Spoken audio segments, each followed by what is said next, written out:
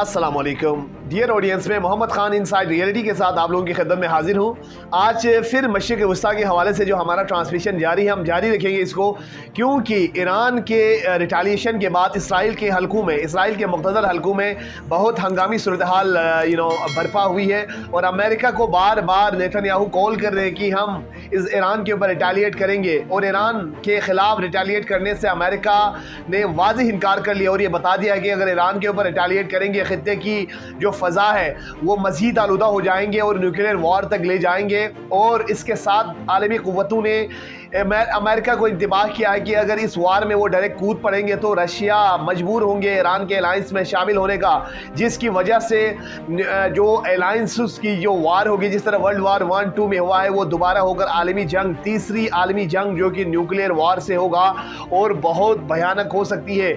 इस तनाजुर में इसराइल अब सीख पा है, अमेरिका की भी उसके लिए जंग के हवाले से उसकी स्पॉन्सर बैकअप हासिल नहीं होगी। तो इसराइल के प्राइम मिनिस्टर ने कल ऐलान किया कि इसराइल अपना डिफेंस खुद जानते हैं, वो ईरान के ऊपर हमला करना चाहते हैं, क्योंकि उनका जो राइट विंग सर्कल है, रेडिकल सर्कल, वो नेतन्याहू के ऊपर प्रेशर कर रहे हैं, प्रेशराइज कर रहे हैं कि ईरान के ऊपर हमला कर ले,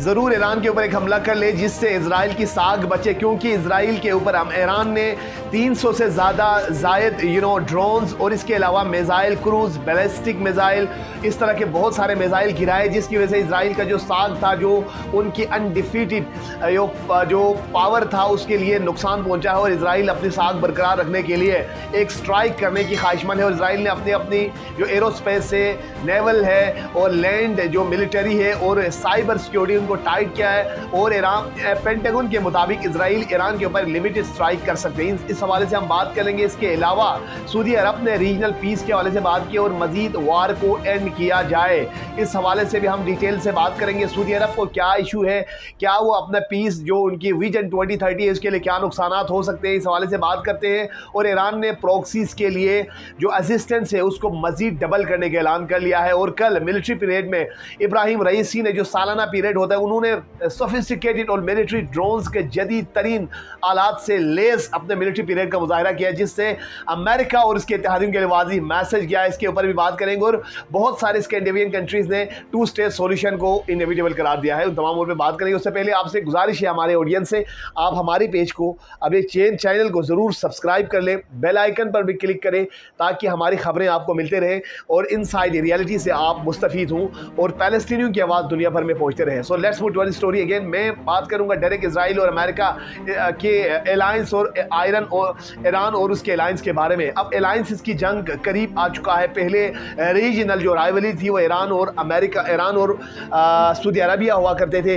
अब बीच में चाइना आए और ब्रोकर डील की बीच में, और ईरान और सऊदी अरबिया के बीच में डिप्लोमेटिक टाइज कई सालों बाद रिस्टोर हुआ है। इसके बाद खित्ते में जो इसराइल के ऊपर हमला हुआ है अल-अक्सा ऑपरेशन, तूफान अक्सा के नाम से, जिसमें इसराइल के 1400 से ज़ायद शहरी और मिलिट्री पर्सनल वहाँ मारे गए। इसके बाद इसराइल ने अंधाधुंध फायरिंग, बम्बार्डमेंट शुरू कर ली गाज़ा के ऊपर, और अब तक 33,000 से ज़ायद मासूम जाने जा चुकी है। और इंटरनेशनल जो लॉज है उसकी वायलेशन हुई है। Security, United nation security council के कई करारदादें पास हुई है, मगर इस पर इम्प्लीमेंटेशन नज़र नहीं आते। जब ईरान के कॉन्सुलेट पर हमला किया सीरिया में, उसके टॉप 2 IRGC कमांडर समेत 11 अफराद को मौत के घाट उतारे, उनको शहीद किया गया। इसके बाद ईरान ने रिटेलिएट करने का कहा। उन्होंने यह हमला अपने सवाइल पर हमले के मुतरादिफ करार दिया। अब ईरान के इस स्टांस को लेकर मगरिब के थिंक टैंक्स ये सोचने पर मजबूर है, ईरान जो कह रहा है वो कर भी रहा है। और अगर इसराइल मजीद हमाकत करते हैं तो ईरान के जो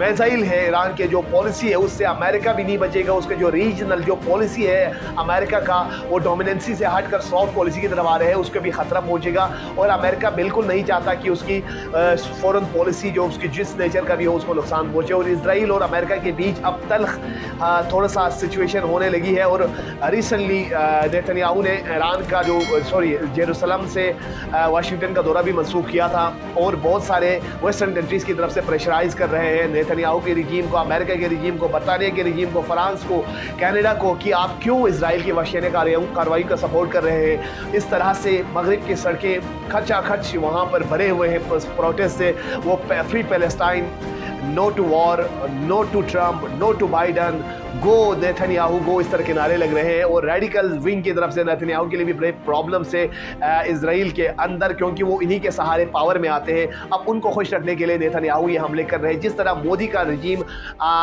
फैशिस्ट अप्रोच अपनाते हैं, इस तरह कश्मीर में है और इस तरह मुख्तलिफ जगहों पर ये चीज़ें हो रहे हैं। इसी तरह यहाँ पर ये जो इजराइल का जो फैशिस्ट अप्रोच है उसके बारे में पूरी दुनिया सीख पाए। जो इजराइल को पहले जो एज हासिल थी, जो एक एज हासिल थी अपनी डिफेंस के हवाले से, वो अब खोता हुआ नज़र आता है। और ईरान ने बताया है, ये एक झलक है, अगर उनके ऊपर इजराइल फिर से रिटेलिएट करते हैं तो जो हमला होगा वो मज़ीद हार्श होगा। और इब्राहिम रईसी ने कल मिलिट्री परेड के दौरान बताया, जो इजराइल के ऊपर जो हमला किया है उन्होंने, वो यकीनन एक वाज़िह सबूत है और अच्छा किया है। ये डिसाइसिव था, जेन्युइन था और इसको वो आगे लेकर चलना चाहेंगे। और ईरान की सिक्योरिटी पे कोई कंप्रोमाइज़ नहीं होगा। जो ईरान के रेड लाइन्स होंगे उस पे वो समझौता करने के लिए तैयार नहीं है, क्योंकि उन्होंने कहा है हम बिल्कुल रेडी है। और रहबर की तरफ से बाकायदा रिटर्न उसके पास प्रूफ और ऑथोराइजेशन आई हुई है, किसी भी इजराइल के हमले की सूरत में वो फुल रिटेलिएट करेंगे। जो लार्ज स्केल पर जो ईरान की रिटेलिएशन होगी वो उन्होंने कहा ये देखने वाला होगा, पूरी दुनिया देखेगी कि अमेरिका किस तरह से नाकाम हुआ है, इजराइल किस तरह से नाकाम हुआ है। पूरी मगरबी कुव्वतों के सपोर्ट के बगैर बावजूद इजराइल नाकाम हुआ है। और पैलेस्टीनियों के लिए टू स्टेट सॉल्यूशन इनएविटेबल बन चुका है। इन तमाम उमूर को मैं फर्दर एनालिसिस के साथ ट्रेस करता हुआ आपके साथ लाता रहूँगा। आपसे गुजारिश है कि आप हमारे चैनल को ज़रूर सब्सक्राइब करें, बेल आइकन पर क्लिक करें ताकि मस्तरद खबरों के लिए आप हमसे जुड़े रहें। Thank you for watching my channel. Take care. अल्लाह हाफिज़।